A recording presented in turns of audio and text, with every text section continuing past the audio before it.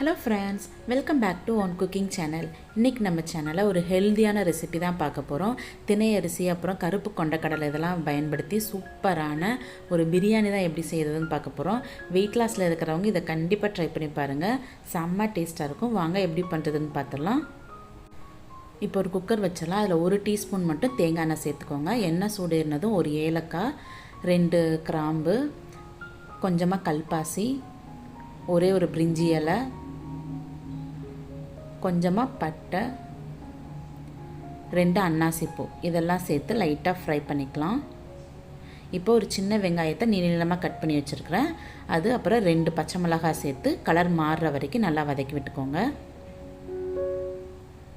இந்தளவுக்கு மாறினதுக்கப்புறம் ஒரு table spoon இஞ்சி பூண்டு பேஸ்ட்டு சேர்த்து நல்லா ஃப்ரை பண்ணிக்கலாம். எண்ணெய் கம்மியாக சேர்த்ததுனால அடிப்பிடிக்கும். உடனே தக்காளி சேர்த்துக்கோங்க. ஒரு சின்ன சைஸ் தக்காளி சேர்த்து அது மசிகிற வரைக்கும் நல்லா வதக்கி விட்டுக்கலாம். பாருங்கள், தக்காளி நல்லா மசிஞ்சு வந்துருச்சு. இப்போ 1 கப் சுண்டல் சேர்த்துக்கலாம். இது நான் ஆல்ரெடி வேக வச்சுருக்கிறேன், உப்பு போட்டு வேக வச்சுருக்கிறேன்.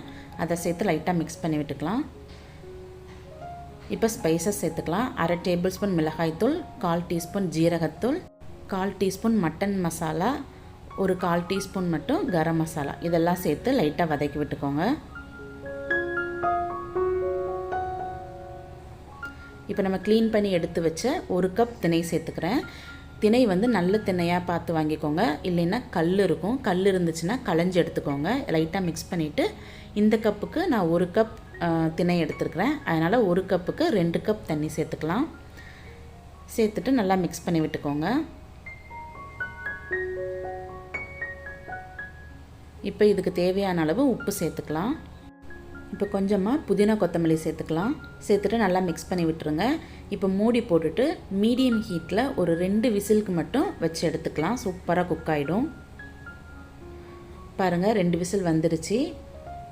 பாருங்கள் எவ்வளோ சூப்பராக குக் ஆகிருக்கு. நான் ஒரு ஆள் சாப்பிட்ற மாதிரி அந்த ரேஷியோவில் தான் நான் செஞ்சு காட்டியிருக்கிறேன். செம்ம டேஸ்ட்டாக இருக்கும். பாருங்கள், நல்லா குழைஞ்ச மாதிரி இருக்கும். ஆனால் ஆறுனா நல்லா உதிரி உதிரியாக இருக்கும். ரொம்ப சூப்பராக இருக்கும். வெயிட் லாஸ் பண்ணணும்னு நினைக்கிறவங்க, இல்லைன்னா வெயிட் அப்படியே மெயின்டைன் பண்ணணும்னு நினைக்கிறவங்க கண்டிப்பாக இந்த ரெசிபியை ட்ரை பண்ணி பாருங்கள். ரொம்ப சூப்பராக இருந்துச்சு. ட்ரை பண்ணி பார்த்துட்டு உங்கள் ஃபீட்பேக் எனக்கு மறக்காமல் கமெண்ட் பண்ணுங்கள். சேனல் உங்களுக்கு ரொம்ப பிடிச்சிருந்தா சேனலை சப்ஸ்கிரைப் பண்ணிக்கோங்க. அப்படியே பக்கத்தில் இருக்கிற பெல் பட்டனையும் கிளிக் பண்ணிக்கோங்க.